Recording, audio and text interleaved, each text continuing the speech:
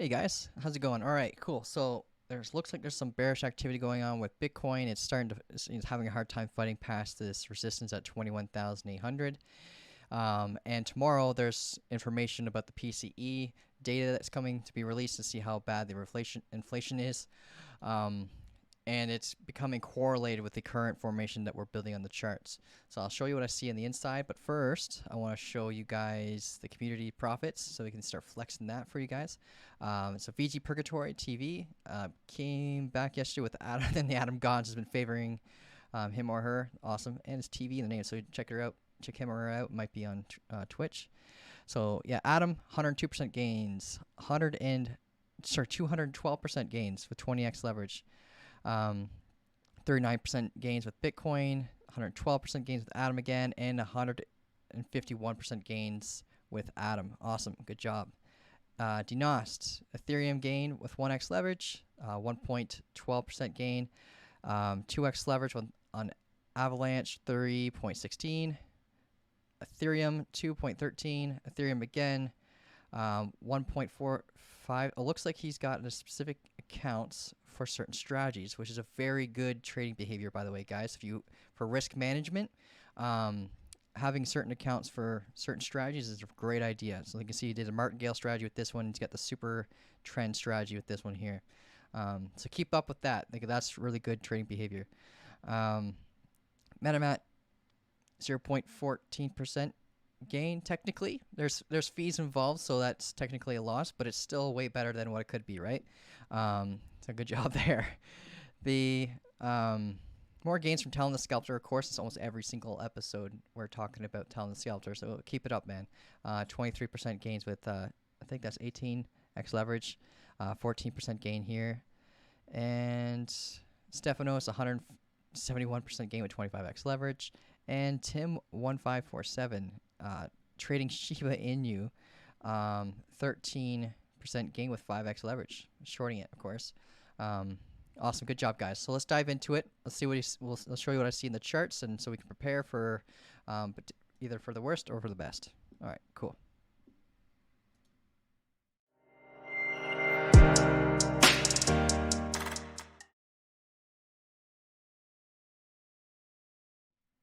All right, so let's jump over to the DXY really quick first. So we're still up here, and it looks like it's trying to build support off of this previous level of resistance right here. But it's starting to fail, and it's getting rejected and creating a downtrending level of resistance right here. So this may be a continuation formation that could bring it to higher levels, but if we get rejected, then we'll create the double top that we were talking about before. So basically, keep track of this downtrending level of resistance right here. That's downtrend level of resistance. If we end up breaking above it, you'll see more bearish activity with with Bitcoin, and this support level as well. You got to track. So if we break down below this, then if you're preparing for a long position with Bitcoin, the confluence of a long will be perfect if we see this acting as resistance. Jumping over to the Bitcoin chart really quick. So you can see I got a line right here that represents like the half an hour before the PCE meeting begins, where we find out the data report for that, because you typically do not want to be trading during this period, and it's coming in confluence with a potential break to the upside or the downside depending on how the news goes. So I believe we're going to see a lot of volatility die off until we get to this point. A lot of people are going to be afraid of trading until this moment where we actually have a confirmed direction. And so just prepare for today to be a really boring trading day. So we got this downtrend level resistance that we can look at, and this is probably going to be the moment of the breakout right here. So we're likely going to see volatility just be pretty boring between this level right here. So I personally am just going to be closing most of my positions and preparing for whatever direction that the market gives us after the meeting at 8:30 a.m. tomorrow. And yeah, we'll go from there. But yeah, if we end up going to the upside, we still have our target up here of 22,000 400 that we can look at. If we end up breaking to the downside, we have this downtrending level of support right here. It could be reacted as support based on the time frame that will most likely get the breakout. We may see it come in confluence with this support right here and the support right here to give us a strong bounce. But of course, we shouldn't be banking on that. Don't put a limit order here.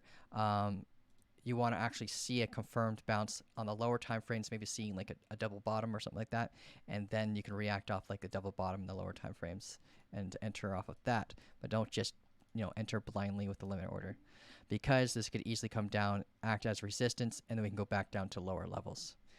But yeah, that's pretty much everything I got for you guys for Bitcoin. Let's see what we got in the charts here that we can look for. We got the SP 500. It's combating this level of resistance again. And based on tomorrow's news, we'll find out whether we'll get it back above it and see if we can fight this resistance again, and hopefully it acts as support. The Ethereum chart, on the hourly chart here. So it's still doing a steady climb in anticipation for the merger. It's just going to keep pumping and pumping and pumping. But once the news comes out, I'm thinking that it'll likely drop, get exhausted from all this buy pressure, and people will take profits. So it may continue to keep going up and up and up.